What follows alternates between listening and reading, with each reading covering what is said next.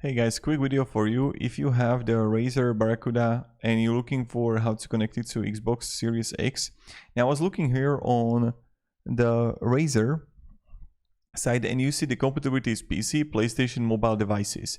Now I don't know if it's actually going to work for you for the Xbox Series X, but what you need to do is that wireless is not going to work out. You can still use the headset with the Xbox, you just have to use a 3.5 audio jack. So this is something that you have to do, and you have to connect it, for example, to the controller if it's possible, if you have the option. And then you just want to watch this video how to connect any headsets to Xbox Series X and S full setup, where in the end he is checking out the additional options, and maybe it's going to work out. I'm like a huge fan of it, that it's going to work out for you. But as I look here, the compatibility is for only PC, PlayStation, mobile devices.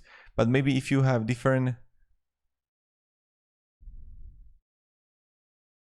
audio, then it could possibly work. So